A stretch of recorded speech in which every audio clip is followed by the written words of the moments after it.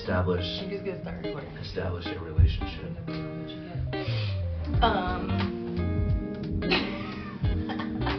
think you need to move it up a little bit closer to us. If I can lean back a little bit. Yeah. On that. Yeah. That's good? Yeah. Cool. Right. So. First episode, first pilot. Start with introduction. Yes. Welcome to 90's Kids. Why in the world? Two 90's Kids. We should Two start this 90's again. Kids. Start this again. Take two. Sorry. It's pilot. Yeah. We're doing this podcast. And it is called Two 90's Kids. Why in the world are we calling it Two 90's Kids? Doesn't make sense. Yeah, well, I think it's just a funny play on that, we were both children, so to speak, in the 1990s, her being in high school and me being born in 99. To said high schooler. To said high schooler. Yeah, so we'll take it back a little bit. I am his mother. Yes. He is my son. Yes. I'm Nasia. I'm Tyler. And we are both 90's kids because, as he said, we are both children of the 90s. Yes. The things that influenced me as a kid, because I had you as a kid, yes, therefore then influenced you in your life. Yes. As a kid and an adult. Yeah, and very similar upbringings, I'd say. Yes. Despite being children in different decades, maybe. Yes. But also very similar in just worldviews and yes, headspace and whatever. So Tyler and I often have conversations, deep conversations, long conversations about a lot of things. Yes. Over a lot of topics. Mm-hmm. And I think we're excited about sharing all these topics and conversations with everybody else because we get so excited about them and we're like, this is so good.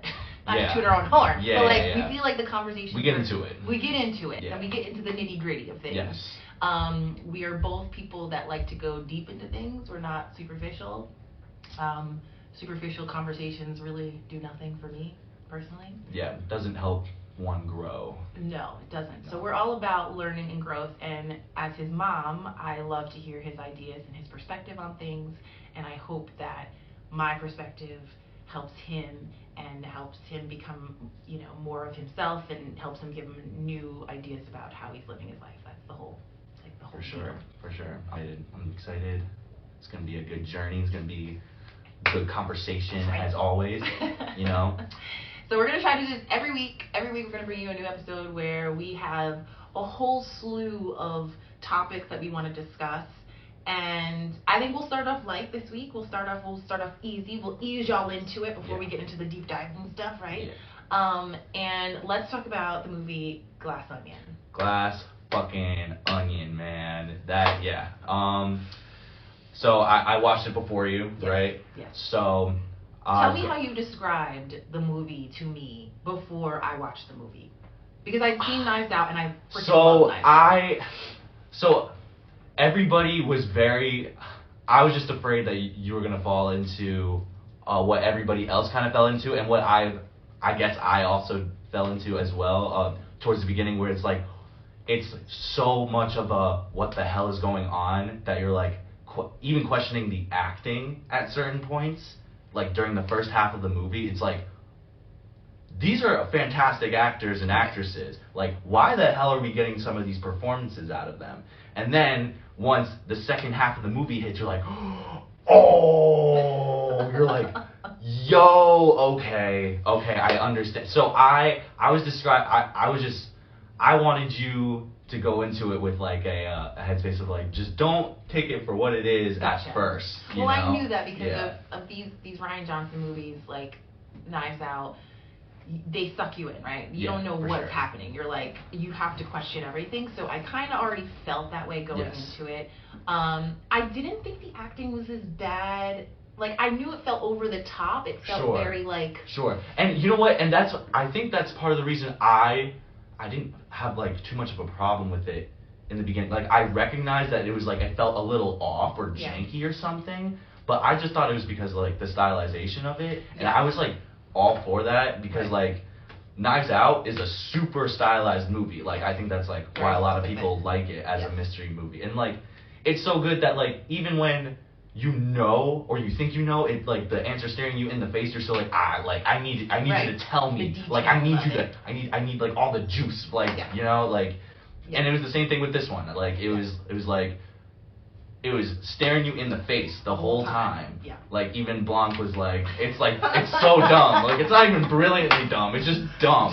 It's just dumb. And I thought that was great. I thought that's like maybe some people will see that as like oh, it's not even that good because like it's like no, I think that makes it better because like I still wanted you to like I was waiting for the explicit moment of oh yeah, he done did it. Like, you know. Yes, I think what's cool about that movie and his other movie is, even though you probably know, like, I mean, I thought I knew from the beginning, like, okay, this is what this is, but you still want to know the how they got there, and that's the journey that kind of movie takes you on. Exactly. It's less about, and it's a great reflection of life, right? Yeah. It's less about the end result. It's more about the journey that takes you there, and that movie takes you on a journey, and you're like, what happens next? Even though you know probably what the outcome is going to be anyways. Yes. It doesn't matter because you're in it for the ride. The whole thing's a metaphor. The whole thing's a glass onion. Every single thing is a glass onion in the movie. It's true. Like it's really crazy. I think also like the critique of like the billionaire or whatever was like I think they went about it in a really smart way because just like everything else, it seemed like very surface level at first, whereas like it's very obvious this guy's like a nut, like kind of like a not a nutcase, but like he's eccentric, for sure. And you're like, okay, like like he's a cool dude or whatever, but like whatever, and then you start to get the hints of like, oh yeah, he could have done it, like very easily. I could see him doing Spoilers, if you're listening. Oh to this. Yeah, I guess we should have let off with spoiler alert. Yeah. We're just gonna talk about it. So if you don't want to hear about it, that's all. Sorry.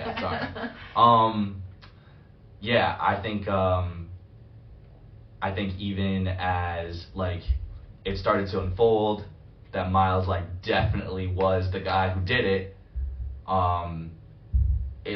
It didn't matter. It didn't matter that like you were like slowly being like like I know it's him. Like you still wanted it. You still wanted to all unfold. Right. Get to the you needed the all center, the layers. You needed all the layers. Even if you could see right through it, you wanted every layer of the story. Yes. Pull back and be like, tell me it all in bits and pieces. Very nice. And Blanc's character. Oh my God, he's so like he's just so freaking cool. Like he's so damn cool. And suave mofo. And so, like, you trust him so much. Yeah, like he's like, he says, I'm not Batman or whatever, but I think he is, honestly, because like the purest version of Batman in my head is someone who like literally only beats the shit out of bad guys and is like and like is all for the good humans who like will stand by like doing the right thing. Mm-hmm. And like Helen Brand. Like he saw her as like a true like human being, as like I don't remember Ana de Armas' character's name. Oh, in Knives Out. In Knives Out, but like same relationship, you know, like he where he's like he saw that she wasn't a part of this. He trusted her and said, "If you trust me, I will lead you to the resolution that you want." And it was so satisfying when she got that resolution. Can we just talk about Janelle Monáe for 1 second? Oh yeah. Just 1 second, okay? Yeah, crazy. I don't listen to her music like on the regular. I'm not like a super fan. I'm not even a fan even. Like I like her, I know about her, but I'm not like, oh yeah, she's amazing. Yeah. Her ability to play two characters. And to hold, she had this simmering rage. Yeah. This simmering? Yeah. Like just here, but never here until the end. Yes. The thing that I loved about her is that she just, you could see the differences in between characters. But when I was watching it the first time, when you watch it the first time through and you're just thinking that this is Andy, you don't know exactly why she's mad and why she's so rageful, but you can feel it. Yes. And her side eye. Oh, the Janelle. That thing was. The Janelle Monáe singing. That thing. Like she stares into your soul for like 3 minutes. You're like. She never got like a dead on like stare. It was always like. Yes, a little. Like a little bit to the side. A little askew. So good. And I so just loved her intensity, and she was actually really funny. Like as the Helen character, she was really funny. For sure. We didn't really actually see Andy though. We only saw real Andy in flashbacks. Yeah, in flashbacks. Yeah. So we got kind of an idea of her personality, but most of her personality that we got was Helen's interpretation of Andy's personality. Yes. Which I thought it worked so well because like a lot of her sister's rage was her own rage. Yeah. You know, it was one and the same. Yes. Especially twin sister, Yeah. Obviously, twin sister situation, but yeah, it was almost like she was just mad at her being fucked over, her sister being fucked over in the situation. Obviously, she didn't experience it herself, right? But like, she definitely shared like the intensity that Andy would have had. So but it was tempered intensity, like. In order to have that much rage and hold back, hold it down, yeah. Because one of them, she knew one of them had murdered her sister the whole time too, and so, and you're in a house with these people, on a boat with these people, and you're just like, okay, I know one of you killed my sister, and I have to keep it under wraps until I can figure it out, because I can't give it away. And even at the end, when she was busting up that house, it was still intentional and tempered. It was like, oh, I'm gonna throw this down. Like it was just so methodical and not like willy nilly. She wasn't losing her mind. Like, okay, so if Kate Hudson's character had been going through the same thing, she would have been a fucking tornado. She would have been a crazy tornado with no rhyme or reason and just chaos. Sure. But Helen's character was just measured, and I appreciated that, especially as a black woman. It was controlled chaos. It was controlled chaos. Because because I think to anybody else who's not like looking at her process, like they're just gonna say like, oh, that's just like angry black woman or whatever, flinging around shit everywhere or whatever. But like, no, she was trying to destroy the layers. The layers, She was in the core, so she blew that shit. She Luke Skywalker that shit. She full on. Yeah. She did. She blew it up, but in the most wonderful, beautiful way. Yeah, for sure. I really, really, really loved her character in that movie. Yeah. A black character I didn't quite like. Lionel. God damn it, Lionel. Fucking Lionel. You suck, bro. You're such a bitch ass. Seriously. I hate you. Really. Like, Lionel was so... He had no backbone whatsoever. Yeah. Like... I mean, I think that's the point. That's the point of all the characters. I can't... As much as I want to, like, separate him, I can't really, because he's one and the same with oh my god, I can't even remember. Politician lady. Politician lady, yeah. Like, just, like, the disruptors. Yes, he's one of the disruptors. So, like, and unfortunately, there are black people in those spaces, you know? So, like, it's just like... But Lionel, you letting our people down. Yeah. It just felt... Up. It felt... Even his outfits, I didn't like it. Did you like his outfit? There were some... pull it up. I wish we had a third person. Hold on. Let me look up Lionel...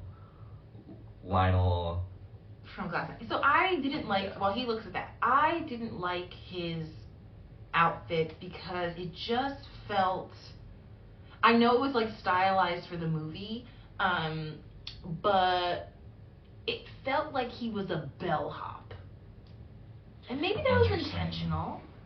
Yeah, you're talking about this one? Yeah, no, I don't like it. Well, I took this more as like African traditional type thing. But he's a bitch ass, so he doesn't like that. So it's just because of his energy. You're saying that's what he gives like, off. You can wear whatever you want, but that doesn't mean you're. Is that what he's wearing the whole time? He wore something else. Yuck.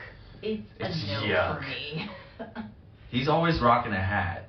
I'm okay with that. That one's not bad. I'm okay with it. Okay, actually though, this is second time watching it though. Yes. Talking about Lionel still.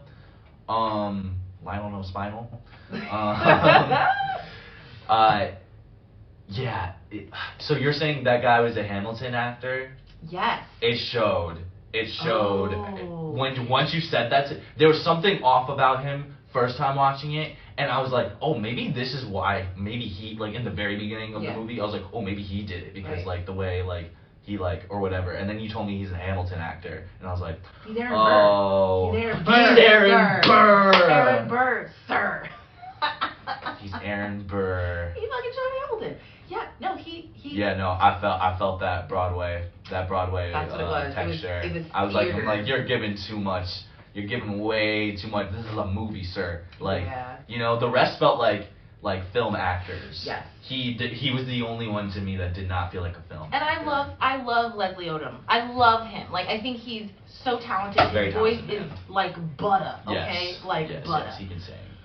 But this character, Not it. I just wanted to see him be like.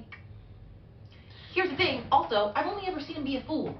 I mean, he was good as Aaron Burr, but like. Okay, I don't think you can really call Aaron Burr a fool. Like. He got. Okay, he got, but. He did. He got. He got by Hamilton. I feel like Aaron Burr was more like he had more swag. He had more. Well, yeah, he had more swag, but not even that. Like he, I at least understood, like from his. I don't know. He had more backbone. He did. Aaron Burr made things happen aside from Hamilton, and in this movie, it feels like Lionel did. Lionel's just on the sideline. Nah, he's on the tee. He's on the golden titty. But overall, movie so good. Yes. Wait. Okay. I just want to like talk about Miles Braun real quick. Okay. Let's do it. So like, and this is what I said to you. This is what I kind of mentioned yesterday. Like, Miles Braun is definitely a dumbass, as the movie well established, as Blanc. Yeah. Very like drilled into our brains. Yeah, you know. Dumb. Just dumb. Oh, his accent. I'm sorry. Accent. No, we'll talk about that in a second. You continue. As soon as Helen showed up on the island, like, it was just game over for him right then and there. He was just like, he just crumbled. Yeah. Like, his face seeing her was like so funny. Like, watching it the second time, like, just being like, oh, I killed you. Like, and like, even on the second time, this is what I was saying. Like, you don't know in that moment if he thinks that Andy somehow survived, or if this is actually her twin sister Helen, who's come here to fuck with him. I don't even think he thinks it's the twin. I don't think he's smart enough to think. I don't think so either. I literally think he thinks Andy escaped death somehow. Yes. I think he thinks that upon like just meeting, like Yes. You know. No, that's what he absolutely thinks. I also want to talk about the idea of what's the word I'm looking for? Of stealing, right? Just appropriating, right? Let's talk about appropriation. Sure. Appropriation. Appropriation. Oh my goodness. So this character, Miles, who was brought into the fold by a black woman to her group of friends, where he then took over as being the savior of said friend group. She concocted the whole idea behind their business. She had made those friends before she met him. And he just sat back and reaped all the benefits from them acting a fool. No matter what they did, he still benefited from it, whether it was good or bad. When Kate Hudson's character, her clothing line blew up, he benefited. When it was destroyed, he benefited. Like, the overall societal conversation around appropriation is like so neatly packaged in this video, where you can see all the ways that it can be detrimental. Mm-hmm. Just using a woman, using a black man, using a guy you think is a dummy, using like, he thinks he's a dummy. Like, oh my god. He was so patronizing to Duke, so patronizing. Okay, a quick little footnote. I think I think Dave Bautista is the best wrestler turned actor there is today. More than The Rock? More than The Rock. More than John Cena. Like, yeah. Yeah, I mean, I just look at the roles that Dave Bautista has been in. They're all very mature, even besides Drax. But, like, sure. I feel like I give him that because Drax is actually, like, I fuck with Drax. He's a funny-ass character. He is funny. But, like, I'm just thinking of, like, smaller roles Dave Bautista's been in the past couple of years that have been, like, in serious things. Like, he was in the new Blade Runner movie. He was well, he's a character at the very beginning of the film that like I think they're wiping out the robots, the synths or whatever you call them. And he's one of them, and Ryan Gosling's character goes to kill him basically. But like the conversation they have before they fight, it's like, oh my god, Dave Bautista, like holy shit, like you like did the fuck out of that monologue. Like it is crazy. Like he can act. He can like really act. I liked him. And now he's in this. Have you seen that trailer for the new M. Night Shyamalan movie that's coming out? No. So he's putting out a movie soon, and Dave Bautista's like pretty much a main character in it, and it looks pretty interesting. I think the only reason people are giving it kind of like a wary eye is like because it's M. Night Shyamalan. Yeah, he's hit or miss. Yeah. He's hit or miss. Hit or miss. He's like knock it out of the ballpark. Or it's like, what the fuck were you thinking? What were you thinking? What is this, dude? Come on. The Last Airbender, I hate you for that. That was crazy. Oh my god. Childhood. That is insane, dude. Yeah, he really done mess that up. Who's Ong? Who's Ong? I'm sorry. Like that's insane. That's insane. Like you didn't watch the show, dude. Like. And he's a brown man. And you're a brown man. That's even more disappointing, sir. You whitewashed your own brown movie. You made brown people the villains in your movie. Like what? Sir. You know. Sure. Overall, what would you rate Glass Onion? Glass Onion. Dang, it's up there. It's definitely up there. How can I get like decimal specific? Sure. Like out of 100, can I give it like a grade? Okay, sure. Yeah. A grade out of 100. Sure. I give it like an 88, 89, like a high 80, high 80. All right. I think I'm there with you. Like scraping 90, maybe even a 90, like on a good day, I'd give it a 9. Yeah. A solid 9 out of 10. I just, as someone who writes and someone who tries to come up with ideas, and that's my like profession as a writer, as an actor. Yes. The interweaviness of the storyline, this thing, you can't see it if you're listening to this, but my hands are moving in and out from one another. Interlocking. His ability to do that and just weave it all together perfectly and seamlessly. Wow. So I will give it a 90 as well. I feel appropriate for two 90s kids. Yeah, true. Oh, that's perfect. Come on. That's some Glass Onion shit right there. The next thing we want to talk about is something that is affecting science, technology, that whole realm, education, all of it. And Tyler wasn't aware of the new AI website called ChatGPT. For those who don't know, ChatGPT is a website that was developed that allows you to input textual information about whatever you'd like, and it will regurgitate and pull from the internets that information and compile it into whatever you want to compile it into. So you can literally say, I want you to write a 500-word blog post about why cats are better than dogs. And it will literally compile all the information, put it down, write it for you, and it's a one-time thing, right? It can't be like traced back to where like teachers traditionally, if you're trying to figure out something's been plagiarized, you can literally like copy and paste a sentence and put it into Google and be like, oh, it's right there. With this, you get a new interpretation of the information each and every time, slightly different, so it will never be the same at all.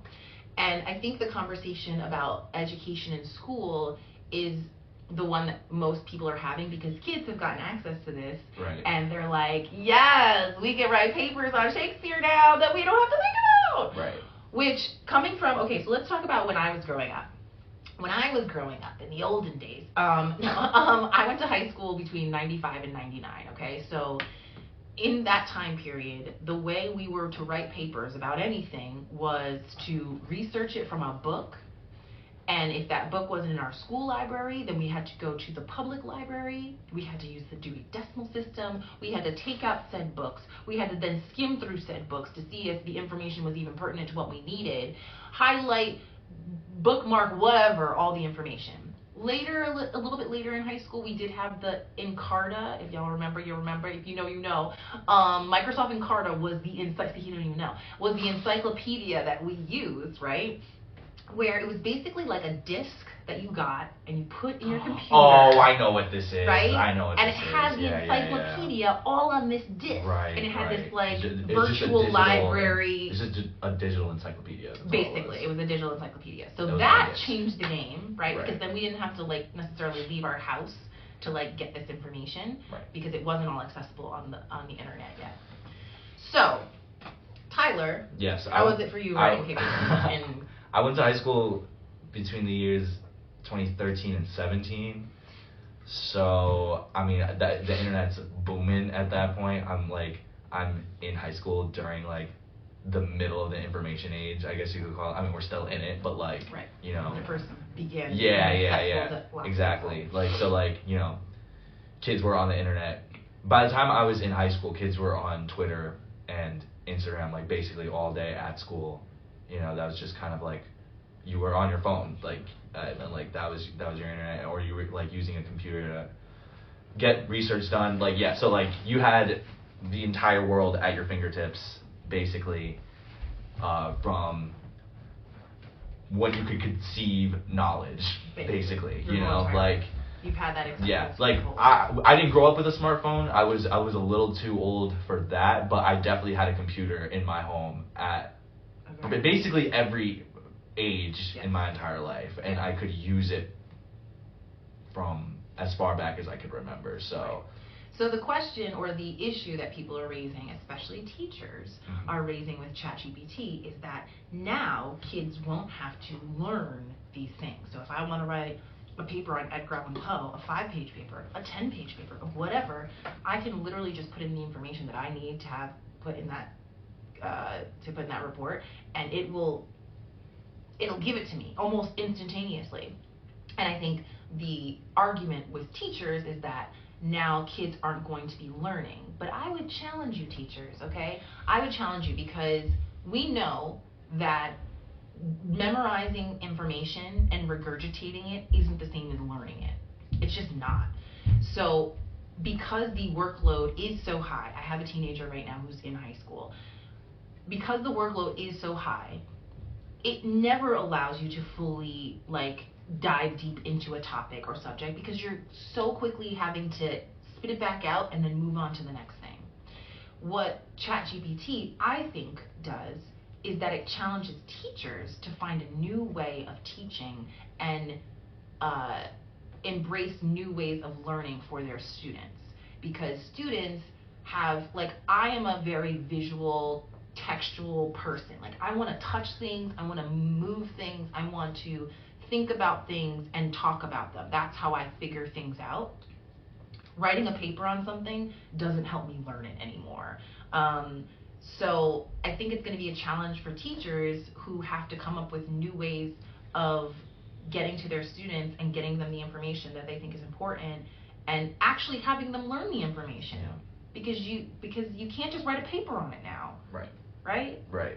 Yeah, and I think it'll just like, I think it'll put into question a lot of the curriculum that we have now. Just like, and like what, like not just how we learn, but like what we learn. Like obviously there's certain things I think should always stay, like history, even that's like 50-50, because like, you know, history is told by the winners and everything, but like, yeah, there are definitely certain things that are essential, but like there are definitely other things that can be questioned because of like how we are able to access information now. Like, okay, if it's this easy to learn this stuff and it's not very applicable to what I want to do or another student wants to do in their life or whatever have you, for whatever reason, honestly, then why learn it in the first place past a certain point, you know? Right. Or just figuring out, so I love that I have 4 kids, he's the oldest, and I also have a 12-year-old who's in 6th grade. And he goes to a school that is an arts integrated school, which means art is integrated into every aspect of his learning. So it's not just a math test. They have projects that integrate geometry and math into their art projects. It's not a science class, just a science class. It's a science class that uses art to learn the parts of the science that they're learning about. So I think that's what it has to be. It has to be more integrative and allow kids to really tap into their strong suits. And writing a paper is not everybody's strong suit. No. Like some people can write them like with their eyes closed, and some people have a really hard time. But if you ask them to do a PowerPoint presentation on that same thing, or you ask them to do a speech on that same thing, or you ask them to do anything other creative, right, they're gonna have different approaches. Yeah, there's just many ways to measure knowledge, and there shouldn't just be a strict line. As to, you know, that says like if you do it this way you're smart, and if you can't do it this way you're dumb, like, or like you're at a lower level, because. But I'm excited to see what ChatGPT is going to do. I'm excited to see for sure. how it's going to free people, because honestly, as someone who I think it'll become obsolete at a certain point, because people just realize like we don't really need like long written sentiments in this way. Like I think it'll just like put into question like why are we having kids write the same papers over and over and over again over years and years and years, like, you know, like. Yes. But for professionals is different. That's a completely different. Yes. Debate, discussion. But for students, like, there's only like so many, like, literary analyses you can write on Scarlet Heart, or like, you know. Scarlet Letter. Letter. I keep saying heart. I said this the other day. I keep saying heart. Scarlet Letter. Tyler. It's a better title, honestly. All right. Is it Hawthorne? Is that the guy who wrote it? Who wrote it? I don't know. I feel like something See, age. I got a good education and I don't remember. So just goes to show you. Okay, so I guess on to a more serious topic. We're all originally from New York State, so we're at the time of recording this, like we're both in Las Vegas, where they live. Yeah. He doesn't live. I live in New York still. So we're used to dealing with your annual blizzard, your annual snowstorm or whatever, it being like, just super harsh conditions getting around in places, and staying home from school and all that stuff, whatever. But like, stuff can get, conditions can get very bad sometimes. And being in upstate New York, you'd think a lot of the times that we'd be better prepared for certain situations, but not always. And a big topic of conversation right now is Buffalo specifically. A lot of northern cities right now are, having this conversation right now and having like discourse on this. But since this most recent snowstorm that hit the States with like record-breaking temperatures, like below zero and stuff, like places that don't normally get like -20 got to that point or whatever. They got hit really, really hard, and it. Talking about specifically Buffalo, I know they had like a lot of casualties, a lot of deaths from people not being able to have like a place to go during the storm, like that sort of stuff. Like, I feel like you should have proper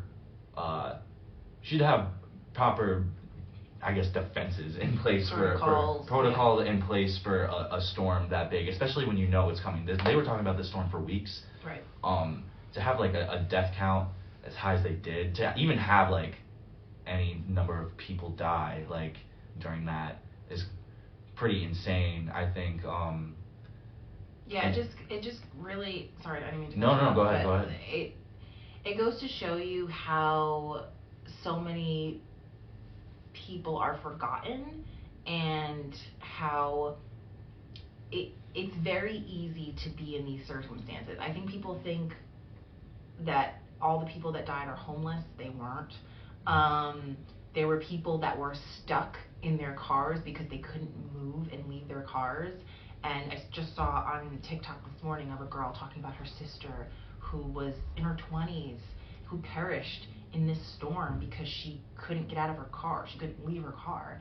I don't know. It's really hard because there's so many variables that come into play, whether it be like economic variables, just where you are logistically in the world, from the how the city runs their services, right? There are just a lot of layers to it. Again, talking about layers today, a lot of layers to it.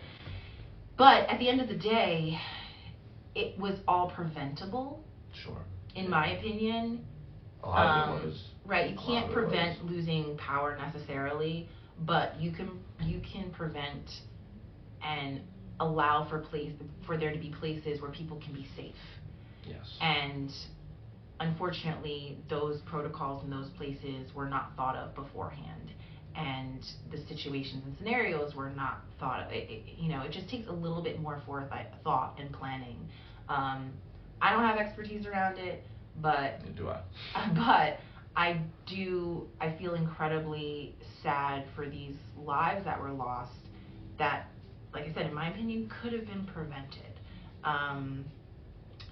And it's something like natural disasters and things like that, like they can be so sweeping. We've seen it in Hurricane Katrina. We've seen it in so many, Sandy Hook, all the things.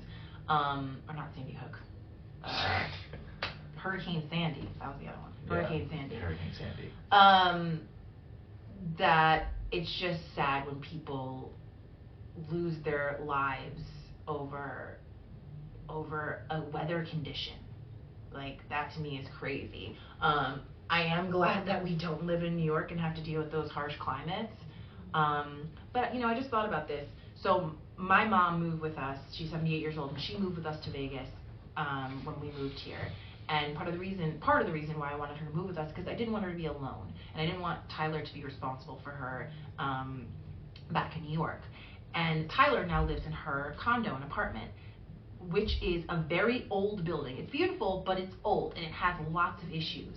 Now I think about if my son was in New York, or my mom had still been in New York, in that apartment where pipes regularly freeze, where temperatures regularly are not room temperature because of the building, and if she couldn't get out of her house, and if she was snowed in, like, that is the slippery slope, no pun intended, yes, to a dangerous situation. For sure. And there's really nothing you can do to stop that from happening. So yeah, it's just really unfortunate. It is very unfortunate, very sad. Yeah, I don't know. It's just sad.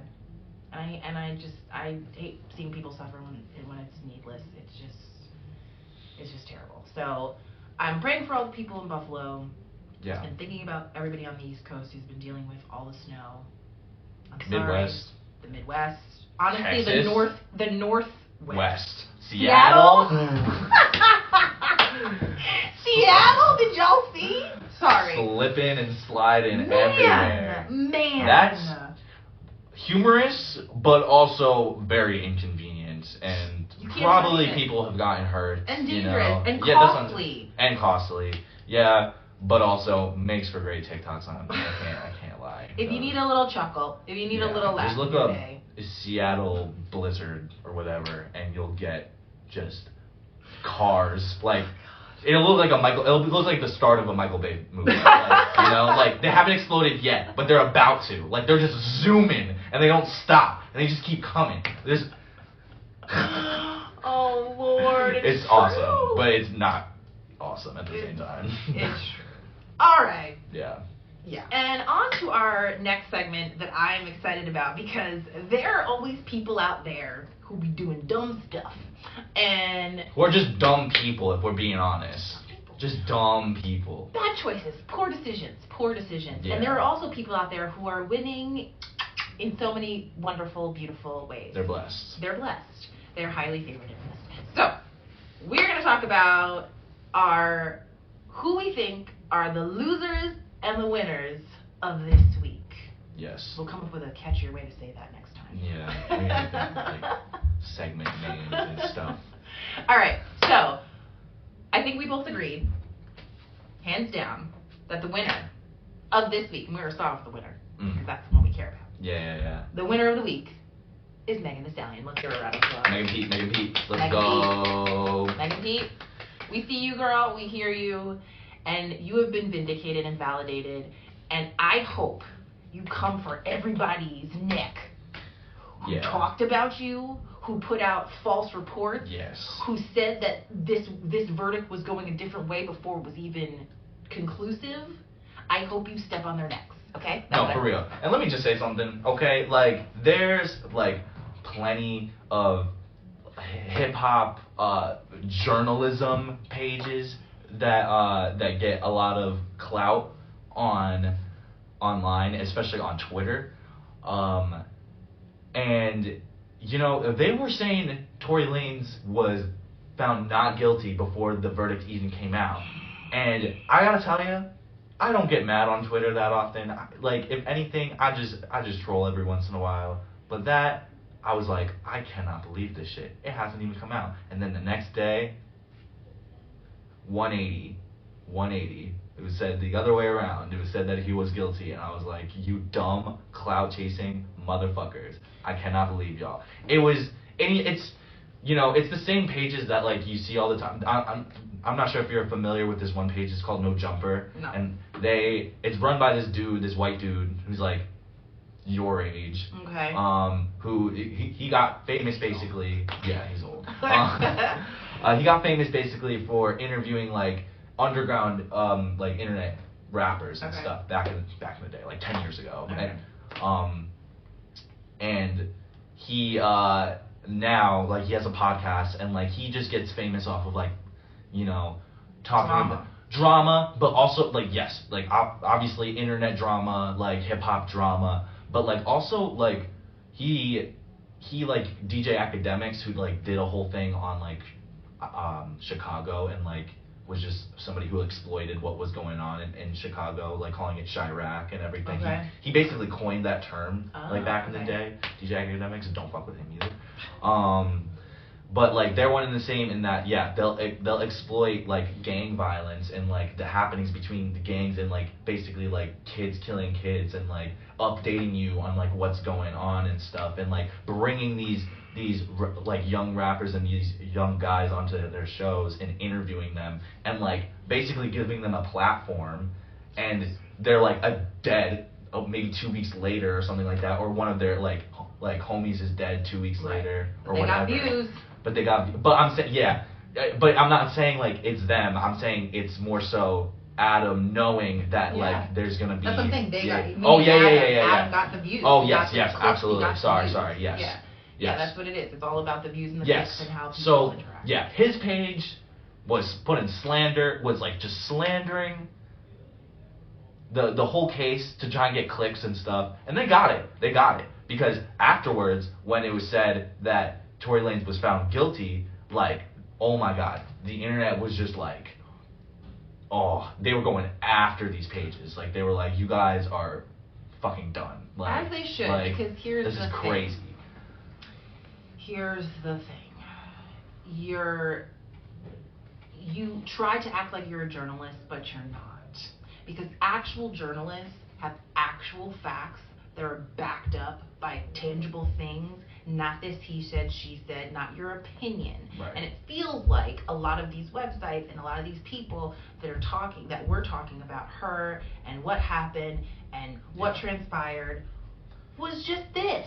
Yeah. It was just this. Yeah. It was not based on anything factual. Mm-hmm. So if you want to call yourself a journalist, you have to have right. things You to know what? back it up. I don't even think like, some of them would call themselves journalists, I but, hope like, not. the type of work that they're doing is journalism, you know? And I'm not going to sit here and say, like, there's an etiquette to journalism, but at the same time, like, you can't lie. You can't lie. And like, you're legally liable. Yeah. Ooh. Yeah. It's gonna be bad for y'all. I'm just saying. Ooh. Ooh. It's gonna be bad for y'all who put big old headlines trying to get clicks. Yeah, you could be held accountable. You really could be. Not true. Like, for real. So, kind of dumb. So, not only is Tory Lanez our doofus of the week, and we'll call him a doofus. That's a polite word for him. For sure. But so are all the people that supported him without having all the facts. Yeah. Doofus. Mm-hmm. Come on now. Mm-hmm. Come on. Yeah, he's a character. He like, I think the first day of the court case, he brought his son in with him, who I don't know his personal life or whatever, but like people are apparently saying like he's not even in his son's life or like that or whatever. But besides that, you're not supposed to bring a kid in to your court case, or let alone the court. I don't think they belong there unless they're like a witness or something. Right. Like they can't just like sit in on the case or whatever. That's that parenting. So like that dad. Yeah. Bad dad. What does that have to do? What does he have to do with the case? Yeah. Another bad father, his own father. There was a clip that went viral of Tory Lanez's dad, who looks exactly like him, just with the white beard. So it's literally another elf of a man who's bald and a very cut beard or whatever, very nicely trimmed. It's white though. And he's just saying like God's on his side, or like God is always right. I think he said that God is always right, and I saw someone respond like, well, yes he is, because your son is in jail. Like, amen to that. I was like, dang. Yeah, it kills me how vicious people are towards women in particular in media. But black women in particular, in this case, in Megan the Beautiful Stallion's case. Everything from calling her ugly to a man to like you will try. It's crazy too, because sorry to cut you off. Okay. A lot of these rappers who like will originally co-sign her will be like, yo, she's the, I mean, this is how it always goes, you know. Sure. Like until they like get bigger than they are. Yeah, DaBaby, Drake. I mean, Drake's Drake, but like DaBaby, who's DaBaby now? Like no one fucks with DaBaby now. Drake is Drake. Unfortunately, there's not much you can do there. But like, he is, I will say, more prone to criticism today than he ever has been, which is a good thing. I think a lot of people are like slandering his name right now, which you kind of need at this point, because like you've done a lot of fuck shit and like and not been called out on it. Yeah. You know, you've been in the game for how long? And like, cool. But going back to what you're saying, yeah. It's they co-sign her. Yeah. And then when she becomes bigger than them. Or just sees them doing well. It doesn't even necessarily have to be bigger than them. Because like, just doing well. Yeah, because obviously DaBaby Tory Lanez, like, yeah, Megan Thee Stallion's way bigger than those dummies, like, and will be for a very long time probably. Like, she has longevity. Mm-hmm. They don't. So of course they're doing the most. Drake, he went viral for like having a one line in one of his newer songs. It was something like, it's something about like he's referencing her as the stallion and saying like lying about getting shots. Right. That's what she was saying. And people are trying to make it be like, oh, he's lying about like getting like butt shots, like BBLs or whatever. Like, no, that's very clearly like him making a reference. It's to a double that entendre. shit. It might be both things. It could be both things, but the fact that you can read it as that, bro. Yeah, anyway, you knew that. Anyway, yeah. Bigger than these boys. They're slandering her because she's just doing well and doing crazy shit. That they could never or will never do. They will never have the sponsorship deals. They will never have the Saturday Night Live performances. They will never have those things. So how do we fight with someone we're not on the same level? We use our fists. We use other people's mouths. We use they basically used anything they could to try to detract from who she is as a person and as an artist. Yeah. And it's whack. It's whack. We're just out there. We're not here for it, and we love you, Megan. Yes. Megan. As the resident guru, yes. No, I'm not a guru. I'm not a guru. But I am the resident hippy-dippy ultra crunchy granola since back in the day head mom. Yes. Okay, do you want to talk about that a little bit before we oh my God, do I? I got like 10 minutes. So okay. Okay. So, I would say after my second brother was born, Nolan, I think at the time, I in my head I described him as like the healthy baby, because right after he was born, my parents went through like a fucking revolution in that, they just purged everything that was good and tasty. Yes. Oh my God. Like, we went full like white people, like living in the dirt somewhere, like thinking like, oh my God, this is like the best way to live. Like, garden in the backyard. Honestly, that was pretty cool. That was pretty cool. It was a lot of work though. Huge ass everything. Everything was so big in that garden. I don't know how that happened. I don't know how either. But yeah, so like I'd say around this, 10 plus years ago, this time, like we were super crunchy, just went full blown like juicing. Juicing. Yeah, juicing. We were doing a lot of juicing. We were doing composting. We were composting, like throwing eggs and shit in like containers. I was like, what the fuck, like. So yeah, that gluten free. That was because of Bryce. The Bryce had allergies. Yeah, he had allergies. But yes, I have to say that I have always been someone who is open to alternative ways of living, and questioning. For the sake of your children. Y'all didn't get Doritos, so what? But I've always been a person that's questioned traditional living and the way things were supposed to be, and I think in that period of time, it was a full like bear hug around everything natural. It was just like, I will take you all in. My hair went natural, the food went natural, the products went natural, like everything. Hair going natural was a very good decision. It was, that was a very good decision. I'm still very happy about that. Yes, you should be. But I found after a while it's hard to maintain that forever. It's hard to sustain that, right? So we have backed off. We now have lots of sweets in our house, and we now have lots of things that are normal products. I don't even live here, and I'm like, thank you. Thank God for snacks. But with that, a sense of not following the norm has always been a part, I feel like, of my DNA, from when I was a kid going to Catholic school and questioning things about Jesus, to becoming an adult and opening my eyes to things that perhaps I'd never thought about before. And very quick story is I was introduced to tarot reading by my best friend, Diane. I love her. Nearly 20 years ago. And I had no idea what it was. I had no idea other than it was some sort of magical card thing that like witches and people in movies use. I didn't know. But I was intrigued. So the first time she did a reading for me, it was spot on. I asked her a question and I was like, dang, how did that happen? And subsequently, a few months later, I bought my own deck and I started reading and learning more about tarot. And now that has become the place where I reside, weirdly enough, on the internet and on TikTok, is in this space of spirituality and oneness and magical witchiness. And I love it. I love it here. I love it, this space. I love those people. And I think the idea behind it is that we all have this intuitive nature within us. We all are connected to source, to energy. We are all interconnected. However, many of us have cut ourselves off and put blocks in our way to where we can't see the signs, signals, synchronicities that the universe and the energy around us is trying to give us. And what tarot does is kind of gives you an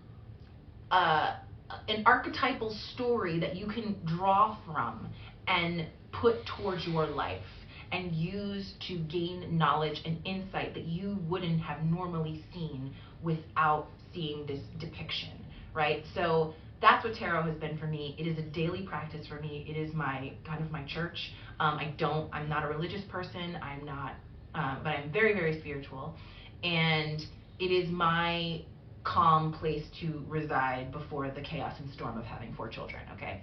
So every day I do a reading, and I've been doing readings on TikTok for 2 years now, and they're all over the place, and there's a reason for it. People want some sort of guidance. People want to feel like they're connected to a higher power, to each other, and the collective readings seemed to bring a lot of people together. Even so much so that my son has his own tarot deck too, and I was so proud the day he got it. I was like, look at you, baby boo.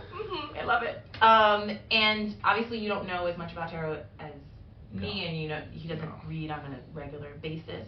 But we thought it would be fun to end each episode of our podcast with just a little bit of guidance for your day, for your week, to give you just something to focus on. So we're going to do a tarot pull at the end, one card of every episode.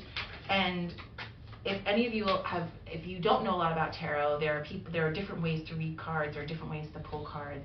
I'm one for letting the cards jump out as they do, so I just shuffle endlessly until a card presents itself. And there it is. And how freaking perfect for this week. Wow. Talking about Tory Lanez and Megan Thee Stallion, the Justice card. And Miles Braun. Okay, universe. Okay, so the idea for the week is to look at things with a fair and balanced point of view, getting all the sides of the situation before you make any determinations about the outcome. Be unbiased. That's right. And that's your tarot reading for the day. All right, I hope you guys enjoyed our first podcast. We're so excited that we finally got to do this. Unfortunately, in the future, these are going to be separate because he won't be here next to me. No, most of our next videos will be in a kind of split format. Probably we'll be doing it over Zoom or FaceTime or something along those lines. There will be episodes in the future where I am here though when I do come to visit. So because we miss him. Yes. And we love him. We love you. I can't not be here. They would kill me. But thank you guys for watching our first episode. Pilot done. 2 90's kids, baby. 2 90's kids. Done and done. Thank you. And we're out.